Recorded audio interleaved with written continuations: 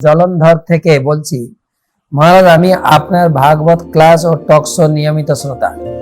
খুব ভালো লাগে ভগবানের বাণী ও শুদ্ধ ভক্তদের কথা শ্রবণ করতে। আমার প্রশ্ন হলো, গর্ভধান সংস্কার কি?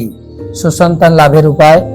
আমি দীক্ষিত নয়, তবে ইসকন প্রভুদের সম্পর্কে আছি। আমি 3-4 বছর নিয়ম পালন করছি, 16 মালা জপ করে ভোগ নিবেদন করে প্রসাদ পাই।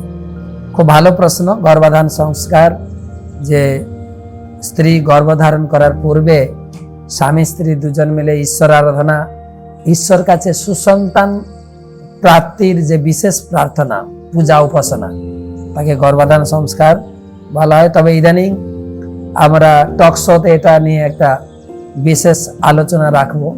দশম সংস্কার, 10টা সংস্কার আছে মনুষ্য জীবনে, সেইটা নিয়ে আমরা একটা আলোচনা, একটা খসড়া তৈরি চলছে। পরবর্তী প্রশ্ন করেছেন হুগলি থেকে, কলিযুগ কি দরকার ছিল? কেননা সত্যযুগ, ত্রেতা যুগ, দ্বাপর যুগ, এই যুগগুলো ভালো ছিল। কলিযুগে কি দরকার ছিল? এই 3 যুগের পর ভগবান এই পৃথিবীকে ধ্বংস করে দিতে পারতেন। এই বিষয়ে জানতে পারলে খুব উপকৃত হতাম। ভালো প্রশ্ন করেছেন।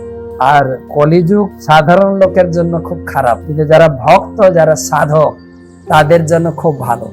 সত্য যুগের মতো 1 লক্ষ বছর ধ্যান করতে হবে না। ত্রেতা যুগের মতো 10,000 বছর যজ্ঞ করতে হবে না। দ্বাপর যুগের মতো 1000 বছর আপনাকে পূজা করতে হবে না। শুধু খালি জপমালা জপ করলেই আপনি ওই 1 লক্ষ বছরের ধ্যানের ফল পেয়ে যাবেন। এই জন্য পরীক্ষিত মহারাজ কলিকে সুযোগ দিয়ে গেলেন। কলিযুগ ধন্য, কলিযুগ ধন্য। কলিযুগ তো ধন্য, কলিযুগ দোষের নয়, যে ভজনা করতে পারে।